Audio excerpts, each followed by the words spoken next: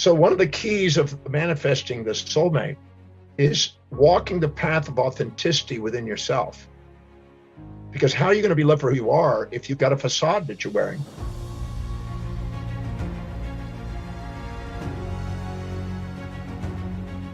Some of you may have right now an absolutely inspiring, loving mate at home. Somebody that you have love and intimacy for, that you feel fulfilled with, and you're very grateful for having. Sure, there's going to be ups and downs and positives and negatives, but you feel that you've got somebody that fits. Others may be on the search for this mate, this match. And through the centuries, there's been discussions about this process of finding this match, not just for procreation and family development, but for love and intimacy.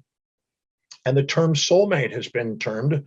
Neoplatonic philosophers and Platonic philosophers have used it, and various philosophical and theological ideas have been revolved around it. But I'd like to kind of go down the rabbit hole a bit with this topic, the soulmate. So if you got something to write with and write on, you might want to grab something. I'm going to make a statement and just let it be contemplated for a moment. At the level of our soul, the essential soul, the essence of our soul, nothing's missing. At the level of the existence of our senses, things appear to be missing. I want you to really get that. At the level of the essence of our soul, nothing's missing. At the level of the existence of our senses, things appear to be missing. When we judge, and we sometimes look up to people or down on people, we are sometimes too humble or too proud to admit what we see in others inside us. And because we are disowning those parts, we have disowned parts. And we search to bring fulfillment and own all the parts, to love all parts of ourselves. We want to be loved for who we are, not for just a facade that we wear. So at the level of the soul, nothing's missing in us. We embrace all parts of ourselves. And that means we love all parts of ourselves, our hero, our villain, our saint, our sinner, our virtue, our vice. We love all parts of ourselves. Trying to get rid of half of yourself and expect to love yourself is not reasonable. But when it comes to the soulmate is something that emerges in the awareness when we are actually able to embrace all parts of our own self. Because any part we disown, we're going to be seeking. And so this is it. That's why if we're too proud to admit what we see in others inside us, we're going to be too proud to admit we have that trait. And if we're too humble, we're going to be too humble to admit we have what we see in others. And when we judge people, we're not in our heart, we're not in our soul, we're in our senses. In judgment, we're in survival, not thrival. So one of the keys of manifesting the soulmate is walking the path of authenticity within yourself. Because how are you going to be loved for who you are if you've got a facade that you're wearing?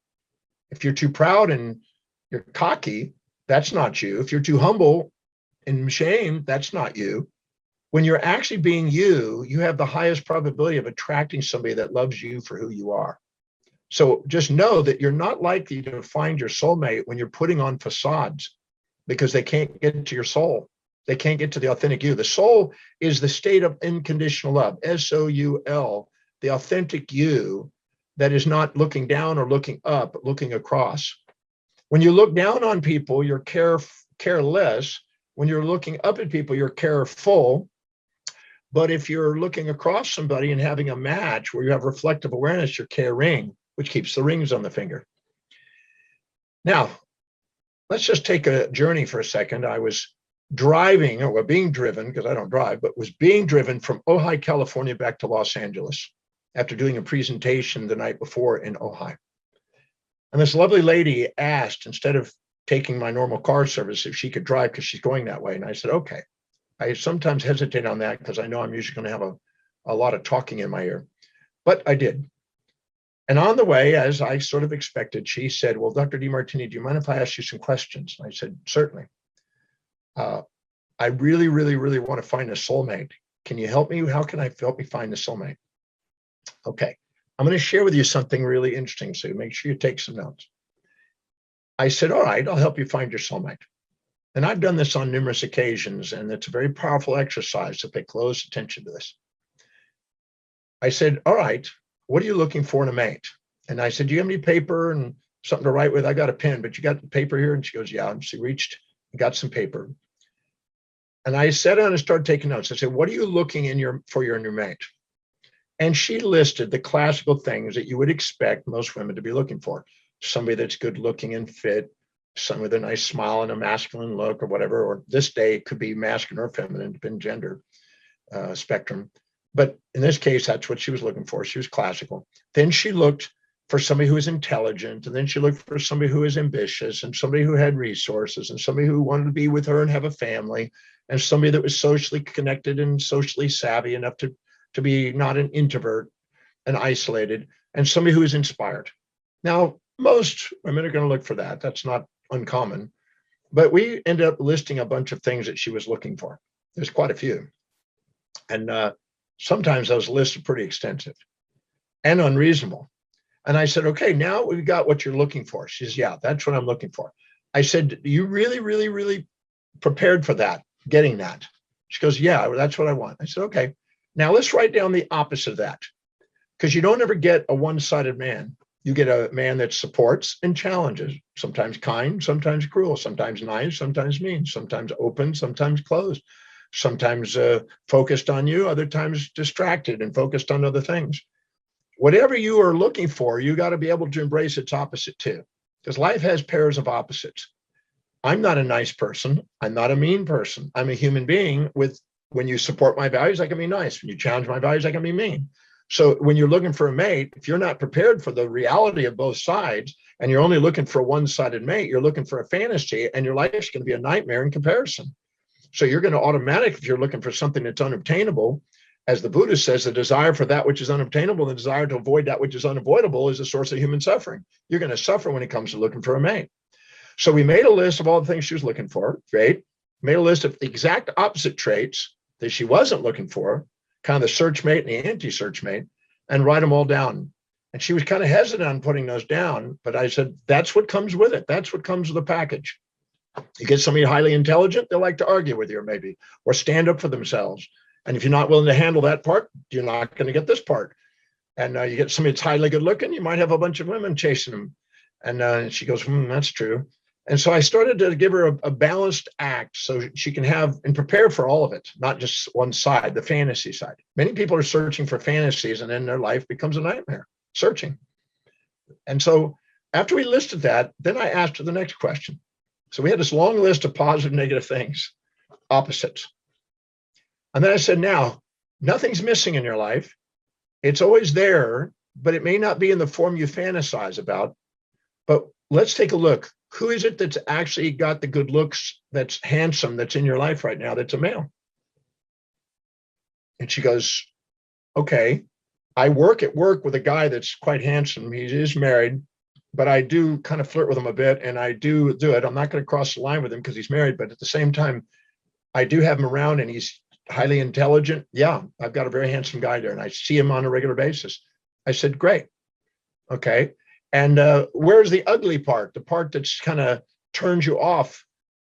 She goes, yeah, okay, I got one of those people also at work. That's kind of not my thing, but he's an IT guy that comes around and he helps me intellectually with stuff, but at the same time, he's not the most attractive guy. I said, can you see you got both of them? She goes, yeah, let's go down the next one. And I went through that list because we had a 2.5 hour drive. We went through that list and I showed her where every one of those traits were in her life. Every one of those behaviors that she was looking for was in her life. And as we went down that list, she goes, wow, I've never, ever taken the time to do that and didn't realize that in my life, everything that I'm looking for is already there. I want everybody to get this. Your soulmate is always present, but it's in one or many forms. If you've been wounded being with one, you'll disperse it into a variety of people, filling all the needs you want. If you've been wounded by the many and it's more pleasant to be with one, you'll concentrate it back into one. You have people out there that they can talk about finding their soulmate for years and never find anybody. You have others that basically within a week after being out of one relationship, they're back in a new one. And that's because in their minds, the hierarchy of their values and the wounds that they've experienced and the pleasures they've experienced make them immediately concentrate it or disperse it. And so she said, so what you're saying is that everything I'm looking for is already in my life. I said, yep. She goes, I never would have imagined that, but I can see it now that I do have everything I'm looking for in a safe form. Exactly. I said, now give me a list of the names of all the guys that you've been with that's been with at least a year or to 3 years at a time or longer. She goes, yeah, I've been with 4 guys like that. I said, okay. So you had 4 major relationships. Yeah, a couple of them I thought I was going to get married to, but it didn't work out. I said, great. Now, let's take a look at what are the traits that you admired about them most, and what is the traits that made you all of a sudden go, this isn't working? Oh, that's interesting. So yeah, this one guy was highly intelligent, but was, again, argumentative and always right and always telling me what to do. And I eventually got burned out on that. I said, so can you see that you made sure you're avoiding that and you're putting in a situation where you're not trapped by it, but you got an IT guy that's highly intelligent around you and this other guy that's highly intelligent, but you're not having to be, you can still go home and not have to deal with the arguments about it. She goes, wow, I actually do have that intelligence around me in a safe form. I said, that's it. Your unconscious motives create your society and around you in order for you to get what you want without the wounds in the past. And I said, now go to the next guy. Yeah, he was super hot and everything else. But in the process of doing it, I felt kind of intimidated by it. And I didn't feel like I was working out. And I was conscious of my looks around him because he worked out and was in unbelievable shape. And of course, he was showing off his body all the time and it was intimidating and stuff like that. And the girls would be flirting with him and stuff like that. And I said, I can't deal with that. And I said, so I avoided that. So now I've got a very handsome guy in my life. But again, he's married and it's safe. And I don't have to worry about it and having somebody take him away because there's not a threat to it. And I also have another guy that's also very good looking, but he's much younger and I'm not going to go there, but it's safe. I don't have to worry about somebody. If somebody goes off with them, I don't get hurt by it. And I went through all these different things with her and showed how every one of those things that she had thought that she wanted, the guys that had some of those traits also had some very painful sides to it. And many times people say, I don't want the negative side, I only want the positive side of it. But the reality is they come as a pair. And then she realized that those are the pains that she had in life. And they were unconsciously driving her into creating the soulmate in the form that's diversified with all these different people. And she had like 9 or 10 people that were filling in all the gaps of what she was looking for in a mate. So it wasn't missing, it was diversified into about 9 different guys. And even another woman that was playing part of that role, who was sort of like a business consult person. And she goes, so what you're saying is that these wounds have made me concentrated or diversified in this format instead of actually having it in one guy. I said, exactly. She goes, wow, I never would have imagined that, but I can see it now that we've gone through these steps. I said, so what do I do? I said, well, we can clear those wounds and allow you to then go from diversified forms, because if you perceive more advantage to diversifying it than being with one, because you felt trapped and wounded by it, you're going to go in that direction. But if all of a sudden we stack up the drawbacks of the many and put the benefits of the one again, we'll move back in that direction. So let's go through each one of those things that you were wounded by in those 4 relationships. And I pulled out my little magic box, which is my DiMartini method, which I teach at the Breakthrough Experience, which is a program I do to show people how to take whatever's happening in life and turn it into on the way, not in the way, and allow them to be more masters of their destiny instead of victims of their history. And I did the DiMartini method, which I teach in the Breakthrough Experience. And I one by one went through all the wounds that she had. We had about an hour of that and clearing and asking her, so whatever she was wounded by that she was unconsciously trying to avoid, I asked her, what is the benefits you got out of that? And how did that lead you into your direction in life, your career? How did it help you spiritually, intellectually, business-wise, financial-wise, social, physical, all areas? And we took the wounds and found out how it served her, because she never took the time to do it. She just assumed the wound was a wound and never looked at the upsides. But realize it's never what happens to you, it's how you perceive it. She chose to perceive it as a wound, and then she diversified and avoided men to diversify in these safe forms, even though she was claiming, I want a man, I want a man. Usually those that are claiming it the most that have the wounds and the longest track record have these wounds sitting there. So I said, let's go clear the wounds. We cleared the wounds with the DiMartini method from the Breakthrough Experience. And then all of a sudden we had her in tears, and I had to literally say, well, this may not be the thing to do while you're driving. She says, no, I can do it. But she literally was having tears of realization on the things that she thought were wounds actually catalyzed her to do things more independently and more encouraged in her own autonomy. And the people she's associated with, the opportunities she's got in life, those wounds were actually gifts. So now, instead of her perception of the wounds as avoidance, she now saw the wounds as just as valuable, and there's nothing to be frightened of. So we cleared the wounds, five major wounds she had in there from those 4 relationships. And in the process of clearing those wounds, she had a lot of tears of gratitude and realized there's nothing to be frightened of. So her subconscious mind that had stored these instincts to avoid and these impulses for its opposite were making her look for a polarized, one-sided man, which is unobtainable, and basically trying to actually fit into something that she was comparing herself to other people that had relationships. In fact, her value system, her hierarchy of values wasn't matching these other people, but she was expecting the same results. So we went ahead and did the DiMartini method on it, cleared it, and she was calm for a moment. And then all of a sudden she goes, it's interesting. Right this minute, I don't feel a lack. I said, no, you don't. And when you don't have a lack and you're not desperate, that's when you're more likely to get the mate. When you're desperate, a mate can feel it. And it's danger, danger. Watch out for desperation here. But when you're actually empowered and realize nothing's missing, and you really feel that you have the form, and you honor that you've created this form by your own unconscious motives, and now you've cleared those, and now you're open to have it one or many. And you allow yourself to go, you know what, whether I have it in many, I win, or whether I have it in one, I win. There's pains and pleasures in both directions, both forms. You're now not in an anxious situation or a desperate situation or voided, and you realize that you're now at the level where nothing's missing. You're not in the idea of judgment where you're feeling things are missing.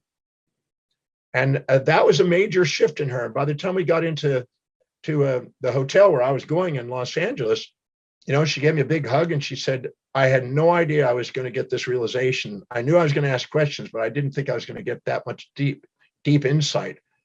Thank you for that.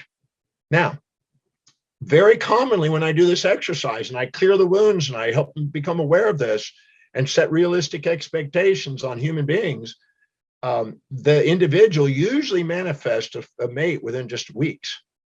I did this in Tokyo on a bullet train, a speed train, and we did it, and 2.5 weeks later, boom, the man comes. I did it on a flight going into Las Vegas one time, boom, 3 weeks. And in this lady, the same thing, a matter of weeks, she got a guy. Now, I didn't get to follow up on her and all the long-term effects of this, but I know the email I got a few weeks later certainly was an inspiring email. She goes, that realization that she got on that little drive was priceless. So I just want to make a statement here that nothing's missing in your life. At the level of the soul, the state of unconditional love, when you're loving yourself and being yourself and realize nothing's missing in you, and you're not having to get rid of half of yourself or trying to obtain some part of yourself, when you realize that you're whole and you're willing to have reflective awareness and see that whatever you see in others inside you, you're on your way to being ready for the soulmate. The soulmate is always present. Honor the form that it's in. When it's not with one, look for the many. In the Breakthrough Experience program, there's an exercise I do on what I call side C, which means very little to you right now, but it's a series of questions that anytime you thought you've lost something or don't have something, I show you where it is, the form that it's in, the benefits of the form that it's in, the drawbacks of the form that you're fantasizing about, so you can honor the form that it's in and appreciate it. And I show you how to shift the mindset and clear out the wounds. So if you want to change the form, you have the power to do it. But please know that nothing's missing. When I was traveling in Nepal and I met with the Bon Palam there and had a conversation for an hour with him about this, we discussed the illusion. And he said very clearly, he says, so many people live in suffering because they don't realize nothing's missing. And I really believe that if you actually contemplate this, maybe listen to this again and again, what I said has got tremendous power.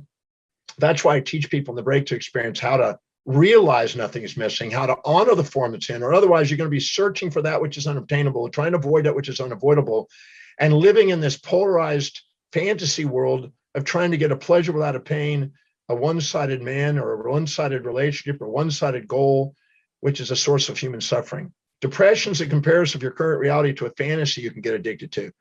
And relationship depression is a comparison of your current reality to a fantasy that you're addicted to.